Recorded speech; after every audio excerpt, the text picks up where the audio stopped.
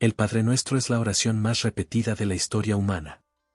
Miles de millones de personas, en cientos de idiomas, durante 2000 años, diciendo, se supone, las mismas palabras.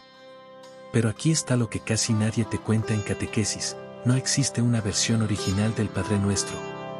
Existen dos, dentro de la propia Biblia, y son distintas entre sí. La del Evangelio de Mateo, capítulo 6, es la larga, la que todos memorizamos. La del Evangelio de Lucas, capítulo 11, es más corta, más seca, sin varias de las líneas que tú conoces. Dos evangelistas, escribiendo sobre el mismo momento, y ya ahí hay diferencias. Eso no es un error de imprenta. Es el primer indicio real de que esta oración se fue transformando con el tiempo, en manos humanas, mucho antes de llegar a nosotros. Y esa transformación no se detuvo ahí. Vamos a la línea más inocente de toda la oración: danos hoy nuestro pan de cada día. Suena simple. Pero la palabra griega original que usan los evangelios, epiousios, es una palabra que no aparece en ningún otro texto griego conocido de la antigüedad. Ni uno. No en la literatura clásica, no en papiros comerciales, no en ninguna otra fuente. Los evangelios la usan y luego desaparece de la historia como si nunca hubiera existido antes. Esto significa, literalmente, que ningún erudito sabe con certeza absoluta qué quiere decir esa palabra. Las traducciones más comunes dicen de cada día o cotidiano. Pero otros estudiosos, analizando la raíz de la palabra, han propuesto que podría significar el pan que viene, en el sentido del pan del día que está por llegar, casi una referencia al banquete futuro del reino. Otros creen que apunta al pan necesario para existir, algo más profundo que simplemente la comida física.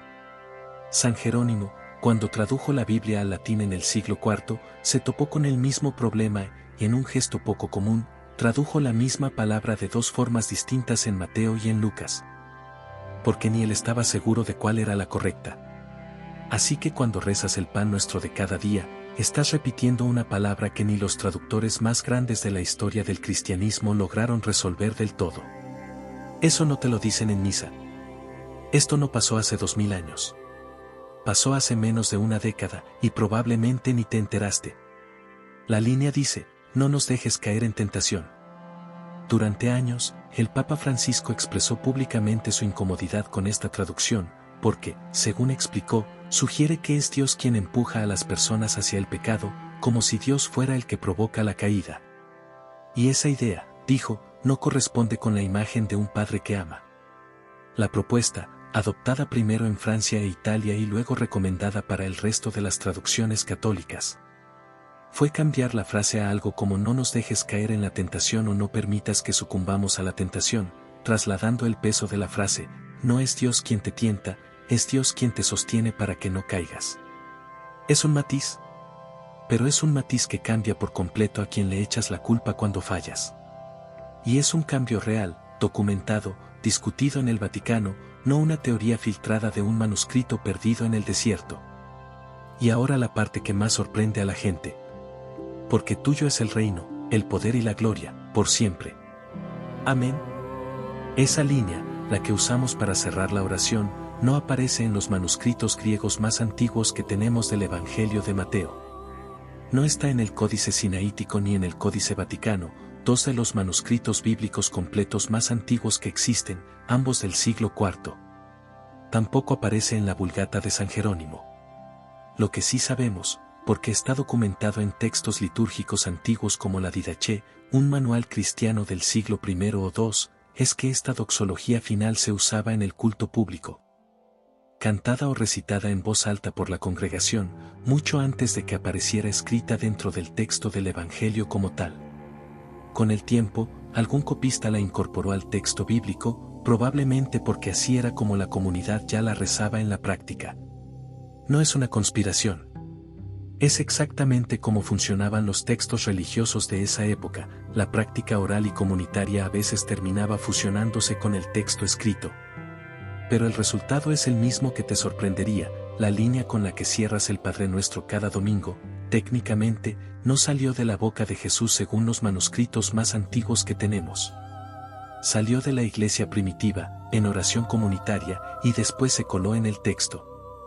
Nada de esto es para que dejes de rezar el Padre Nuestro. Al contrario. Saber esto cambia la manera en que la rezas. Cuando entiendes que Piusius quizás no habla solo del pan de hoy sino de algo que sostiene tu existencia entera, la línea deja de ser un trámite y se vuelve una petición distinta. Cuando entiendes por qué el Papa quiso cambiar no nos dejes caer en tentación, entiendes mejor a quién le estás hablando cuando pides protección. Y cuando sabes que el final de tuyo es el reino nació de comunidades reales orando juntas en voz alta, en lugar de sentirlo como un cierre protocolario, lo puedes sentir como lo que era originalmente, un canto compartido. La historia real del Padre Nuestro no necesita una línea perdida inventada en el desierto de Egipto para ser fascinante. Es fascinante porque es real, porque puedes verificarla, porque puedes ir tú mismo a leer sobre el Códice Sinaítico o la Didache y confirmar cada palabra de este video. Lo has dicho toda tu vida.